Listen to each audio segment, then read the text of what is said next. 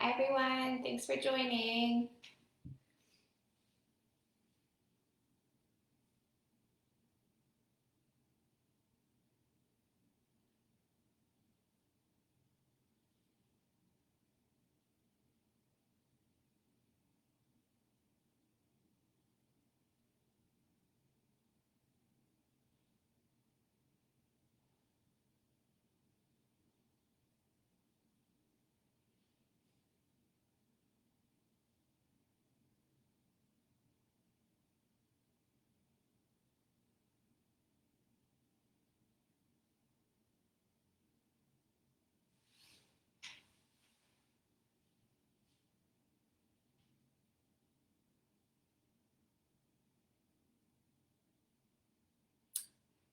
Hi everyone who's joined. We're just going to get started in just a few minutes just to see if we can get some people to join the live. I hope everyone's having a wonderful Sunday and is staying warm in our wonderful winter peg weather. And I hope this gives a little bit of joy in your Sunday afternoon.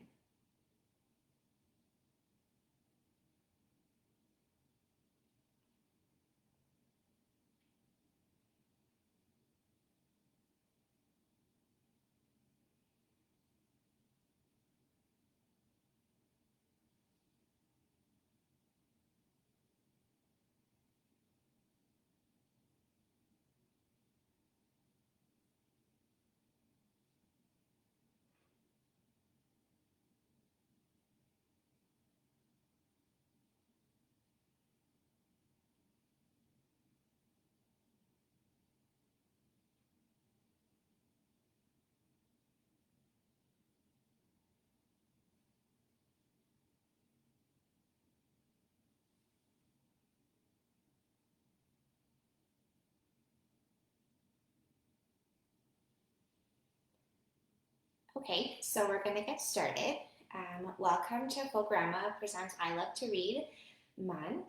My name is Isabela, and I am part of the Romanian Folklorama pavilion within Folklorama. I have been an ambassador, MC, entertainment chair, social media chair, so check out our Twitter and our Instagram.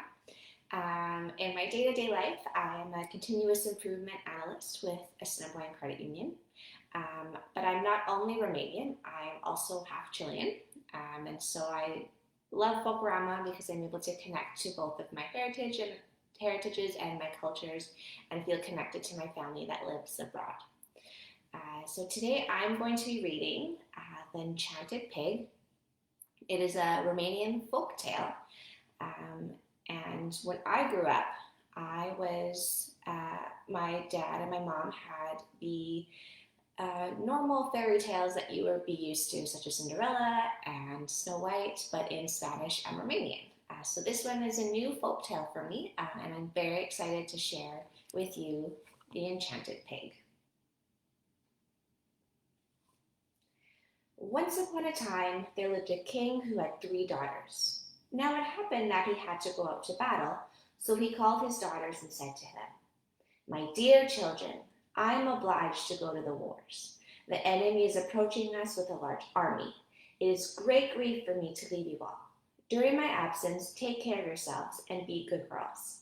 Behave well and look after everything in the house.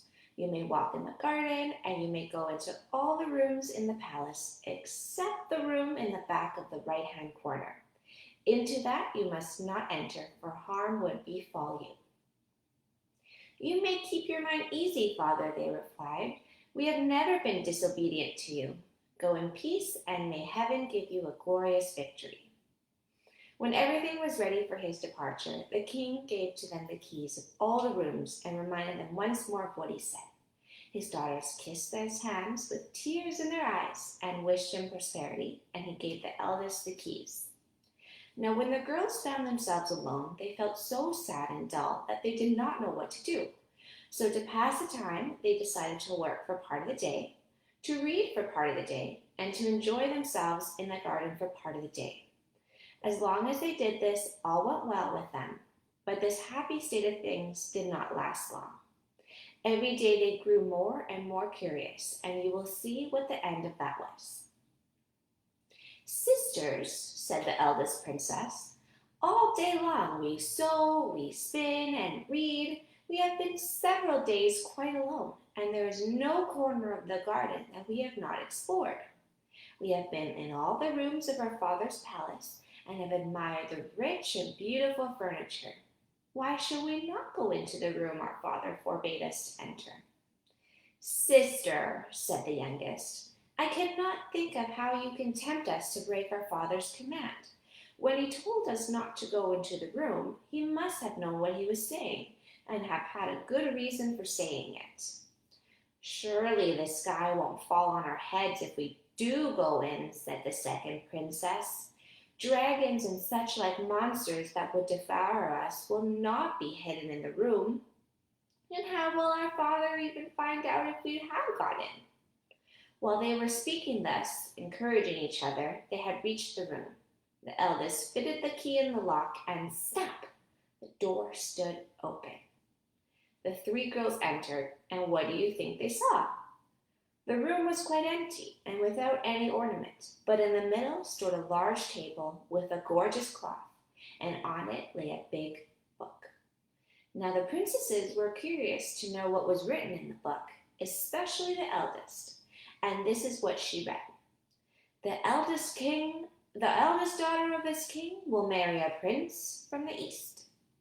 The second girl stepped forward, and turning over the page, she read, the second daughter of this king will marry a prince from the west.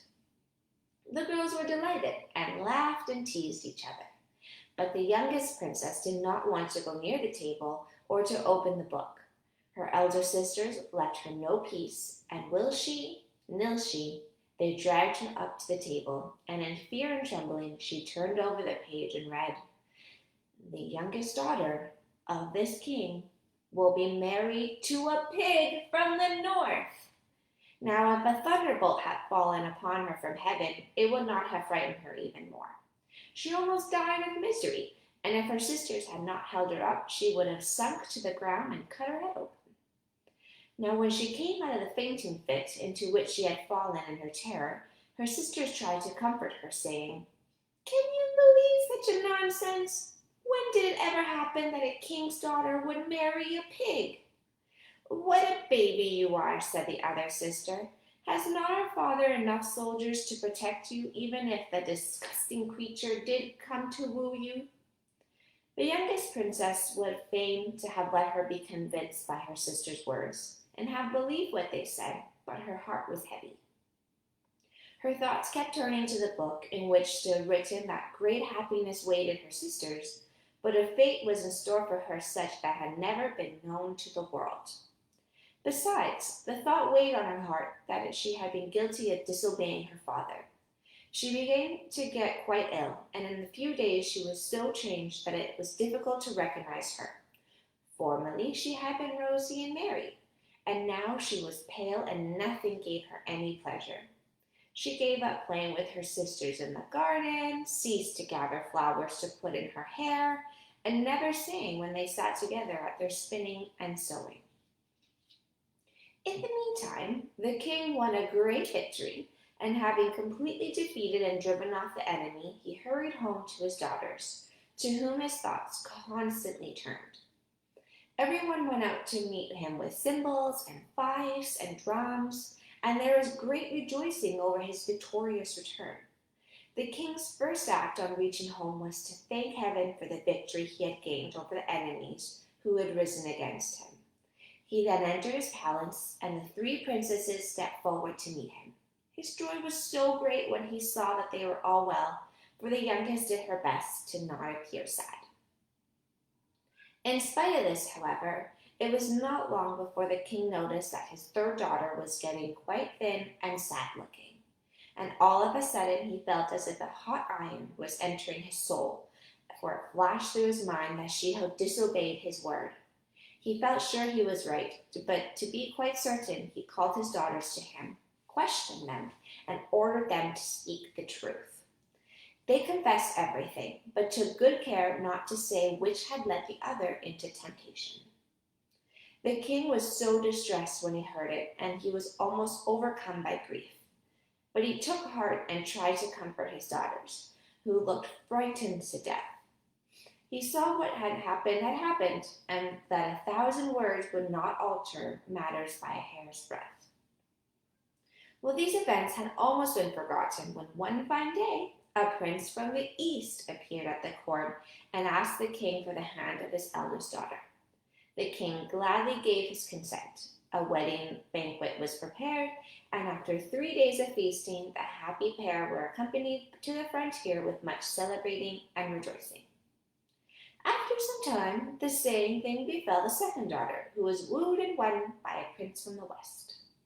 Now, when the young princess saw everything fell out exactly as it had been written in the book, she grew very sad. She refused to eat and would not put on her fine clothes nor go out walking, and declared that she would rather die than become a laughingstock to the world. But the king would not allow her to do anything so wrong, and he comforted her in all possible ways.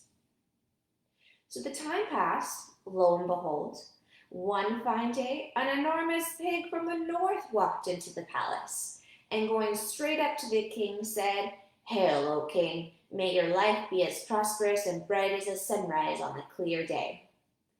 "I'm glad to see you well, friend," answered the king, "but what wind has brought you hither?" "I come a-wooing," replied the pig. Now the king was astonished to hear such fine a speech from a pig, and at once it occurred to him that something strange was the matter. He would gladly have turned the pig's thoughts in another direction, as he could not wish to give him the princess for a wife. But when he had heard that the court and the whole street was full of pigs in the world, he saw that there was no escape, and that he must give his consent. The pig was not satisfied with mere promises, but insisted that the wedding should take place within a week, and would not go away until the king had sworn a royal oath upon it. The king then sent for his daughter and advised her to submit to fate, as there was nothing else to be done. He added, "My child, the words and this whole behavior of this pig are quite unlike those of other pigs. I do not myself believe he was once a pig. Depend upon it some magic or witchcraft to be at work. Obey him and do everything he wishes, and I feel it sure that heaven will shortly send you his release." "If you do wish me to do this, your father, I will do it," replied the girl. In the meantime, the wedding day drew near. After the marriage, the pig and his bride set out for his home in one of the royal carriages. On the way, they passed a great bog, and the pig ordered the carriage to stop, and got out and rolled about in a mere till he was covered with mud from head to toe. Then he got back in the carriage and told his wife to kiss him. What was the poor girl to do? She bethought herself of her father's words, and pulling out her pocket handkerchief, she gently wiped the pig's snout and kissed it. By the time they reached the pig's dwelling, which stood in a thick wood, it was quite dark. They sat down quietly for a little, as they were tired after their drive, and then they had supper together, and then they lay down to rest. During the night, the princess noticed that the pig changed into a man. She was not a little surprised, but remembering her father's words, she took courage, determined to wait to see what would happen. And now she noticed that every night the pig became a man, and every morning he was changed into a pig before she awoke. This happened several nights running, and the princess could not understand it at all. Clearly her husband must be bewitched. In time, she grew quite fond of him. He was also so kind and gentle. One fine day, as she was sitting alone, she saw an old witch go past.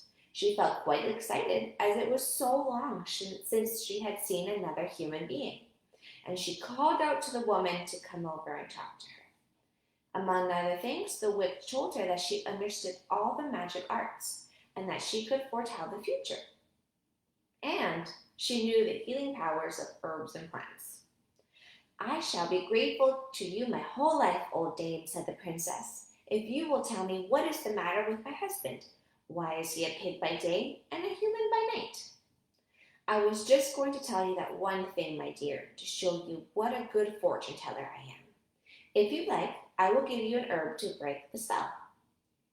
"If you only will give it to me," said the princess, "I will give you anything you choose to ask for I cannot bear to see him in this state." "Here then, my dear child," said the witch, "take this thread, but do not let him know about it, for if he did, it will lose all his hearing power. At night, when he is asleep, you must get up very quietly and fasten the thread around his left foot as firmly as possible. And you will see in the morning he will not have changed back into a pig, but will still be a man. I do not want any reward. I shall be sufficiently repaid by knowing that you are happy. It almost breaks my heart to think of all that you have suffered, and I only wish I had known sooner, as I would have come to your rescue at once." When the old witch had gone away, the princess hid the thread very carefully, and at night she got up quietly, and with a beating heart she bound the thread around her husband's foot. Just as she was pulling a knot tight, there was a crack. The thread broke, for it was rotten. Her husband awoke with a start and said to her, "Unhappy woman, what have you done? 3 days more and this unholy spell would have fallen from me, and now who knows how long I might have to go about in this disgusting shape. I must leave you at once, and we shall not meet again until you have worn out 3 pairs of iron shoes and blunted a steel staff in your search for me." So saying, he disappeared. Now, when the princess was left alone, she began to weep and moan in a way that was pitiful to hear. But when she saw that her tears and groans did her no good, she got up and determined to go wherever fate should lead her. On reaching town, the first thing she did was order 3 pairs of iron sandals and a steel staff, and having made these preparations for her journey, she set out in search for her husband. On and on she wandered over 9 seas and across 9 continents, through forests with trees whose stems were as thick as a beer barrel, stumbling and knocking herself against fallen branches, and then picking herself right back up and going on. The boughs of the tree hit her face, and the shrubs tore her hands, but on and on she went and never looked back. At last, wearied from her long journey and worn out and overcome with sorrow, but still with hope in her heart, she reached a house. Now, who do you think lived there? The moon! The princess knocked on the door and begged to be let in, as she might rest a little. The mother of the moon, when she saw her sad plight, felt a great pity for her, and took her in and nursed and tended her. And while she was here, the princess had a little baby. One day, the mother of the moon asked her, "How is it possible for you, a mortal, to get hither to the house of the moon?" Then the poor princess told her all that had happened to her, and added, "I shall always be grateful to heaven for leading me hither, and grateful to you that you took pity on me and my baby, and did not leave us to die. Now I beg one last favor of you. Can your daughter, the moon, tell me where my husband is?" "She cannot tell you that, my child," replied the goddess, "but if you will travel towards the east until you reach the dwelling of the sun, he may be able to tell you something." Then she gave the princess a roast chicken to eat, and warned her to be very careful not to lose any of the bones, because they might be of great use to her. When the princess had thanked her once more for her hospitality and for her good advice, and had thrown away 1 pair of shoes that were worn out, and had put on a 2nd pair, she tied up the chicken bones in a bundle, and taking her baby in her arms and her staff in her hand, she set out more on her wanderings. On and on and on she went across bare sandy deserts where the roads were so heavy that for every 2 steps she took forward, she fell back 1. But she struggled until she passed the dreary plains. Next, she crossed high rocky mountains, jumping from crag to crag and from peak to peak. Sometimes she would rest for a little on a mountain and then start afresh, always farther and farther on. She had to cross swamps and to scale mountain peaks covered with flints, so that her feet and knees and elbows were all torn and bleeding. And sometimes she came to a precipice across where she could not jump. So then she had to crawl round on knees and hands, helping herself along with her staff. At length, wearied to death, she reached the palace in which the sun lived. She knocked and begged for admission. The mother of the sun opened the door and was astonished at beholding a mortal from the distant earthly shores, and wept with pity when she heard all that she had suffered. Then, having promised to ask her son about the princess's husband, she hid her in the cellar, so that the sun might not notice nothing on his return home, for he was always in a bad temper when he came home at night. The next day, the princess feared that things would not go well with her, for the sun had noticed that someone from the other world had been in the palace. But his mother had soothed him with soft words, assuring him that this was not so. So the princess took heart when she saw how kindly she was treated and asked, "But how in the world is it possible for the sun to be so angry? He's so beautiful and so good to mortals." "This is how it happens," replied the sun's mother. "In the morning, when he stands at the gates of paradise, he is happy, and he smiles on the whole world. But during the day he gets cross, because he sees all the evil deeds of men, and that is why his feet become so scorching. But in the evening he is both sad and angry, for he stands at the gates of death. That is his usual course. From there he comes back here." She then told the princess that she had asked about her husband, but that her son had replied that he knew nothing about him, and that her only hope was to go and inquire of the wind. Before the princess left, the mother of the sun gave her roast chicken to eat and advised her to take great care of the bones, which she did, wrapping them in a bundle. She then threw away her second pair of iron shoes, which were quite worn out, and with her child on her arm and her staff in her hand, she set forth on her way to the wind. In these wanderings she met with even greater difficulties than before, for she came upon one mountain of flints after another, out of which tongues of fire would flame up. She passed through woods that had never been trodden by human foot, and had to cross fields of ice and avalanches of snow. The poor woman nearly died of these hardships, but she kept a brave heart, and at length she reached an enormous cave in the side of the mountain. This is where the wind lived. There was a little door in the railing in front of the cave, and here the princess knocked and begged for admission. The mother of the wind had pity on her and took her in, that she might rest a little. Here, too, she was hidden away so that the wind might not notice her. The next morning, the mother of the wind told her that her husband was living in a thick wood, so thick that no axe had been able to cut a way through it. Here he had built himself a sort of house by placing trunks of trees together and fastening them with withes, and here he lived alone, shunning humankind. After the mother of the wind had given the princess a chicken to eat and warned her to take care of the bones, she advised her to go by the Milky Way, which at night lies across the sky, and to wander until she reached her goal. Having thanked the old woman with tears in her eyes for her hospitality and for the good news she had given her, the princess set out on her journey and rested neither night or day. So great was her longing to see her husband again. On and on she walked until her last pair of shoes fell in pieces. So she threw them away and went on with her bare feet, not heeding the bogs, nor the thorns that wounded her, nor the stones that bruised her. At last she reached a beautiful green meadow on the edge of the wood. Her heart was cheered by the sight of the flowers and the soft, cool grass, and she sat down and rested for a little.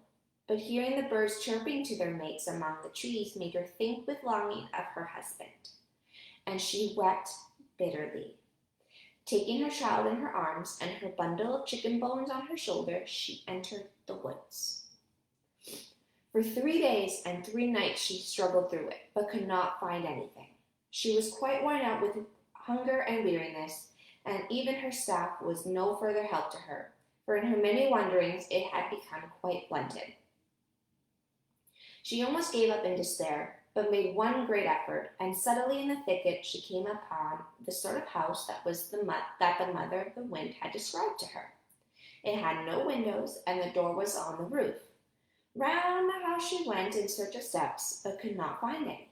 What was she going to do? How was she going to get in? She thought and tried in vain to climb up to the door. Then suddenly she thought of her chicken bones that she had dragged all that weary way, and said to herself, "They would not have told me to take such great care of these bones if they had not had some sort of good reason for doing so. Perhaps now, in my hour of need, they may become of use to me." So she took the bones out of her bundle, and having thought for a moment, she placed two ends together. To her surprise, they stuck tight. Then she added other bones till she had two long poles of the height of the house. These she placed against the wall, at a distance of the yard from one another. Across them she placed the other bones, piece by piece, like steps to a ladder. As soon as one step was finished, she stood upon it and made the next one, and the next, till she was so close to the door. But as she got near to the top, she noticed there was no more bones left for the last rung of the ladder. What was she to do? Without that last step, the whole ladder was useless. She must have lost one of the bones. Then suddenly an idea came to her. Taking a knife, she chopped off one of her little fingers and placed it in the last step. It stuck to the bones as the bones had done. The ladder was complete, and with her child on her arm, she entered the door of the house. Here she found everything in perfect order. Having taken some food, she laid the child down to sleep in a trough that was on the floor and sat herself down to rest. When her husband the pig came back into his house, he was startled by what he saw. At first he could not believe his eyes, and stared at the ladder of bones and at the little finger at the top of it. He felt that some fresh magic might be at work, and in his terror he almost turned away from the house. But a better idea came to him, and he changed himself into a dove, so that no witchcraft could have power on him, and flew into the room without touching the ladder. Here he found a woman rocking a child. At the sight of her, looking so changed by all that she had suffered for his sake, his heart was moved by such love and longing, and by so great pity, he suddenly became a man. The princess stood up when she saw him, and her heart beat with fear, for she did not know him. But when he had told her who he was, in her great joy she forgot all about her sufferings, and they seemed as nothing to her. He was a very handsome man, as straight as a fir tree. They sat down together, and she told him all of her adventures, and he wept with pity at the tale. And then he told her his own history. "I am a king's son. For once when my father was fighting against some dragons who were the scourge of our country, I slew the youngest dragon. His mother was a witch. She cast a spell over me and changed me into a pig. It was she who, in the disguise of an old woman, gave you the thread to bind round my foot, so that instead of 3 days that had to run before the spell was broken, I was forced to remain a pig for 3 more years. Now that we have suffered for each other and have found each other again, let us forget the past." And in their joy, they kissed one another. Next morning, they set out early to return to his father's kingdom. Great was the rejoicing of all the people when they saw him and his wife. His father and his mother embraced them both, and there was a feasting in the palace for 3 days and 3 nights. Then they set out to see her father. The old king nearly went out of his mind with joy at beholding his daughter again. When she had told him all of her adventures, he said to her, "Did not I tell you I was quite sure that the creature who wooed and won you as a wife had not been born a pig? You see, my child, how wise you were in doing what I told you." And as the king was old and had no heirs, he put them on the throne in his place. And they ruled as only kings rule who have suffered many things. And if they are not dead, they are still living and ruling happily. The end. Thank you everyone so much for joining me and reading The Enchanted Pig, a Romanian folk story. I hope you had a great time. Please make sure to sign up for the next Folklorama I Love to Read month, which is happening on February 12th and is being read by one of the Ambassador Generals, Calvin Loy, and he's reading about Mulan. Thank you so much, and I hope you have a great day and stay warm.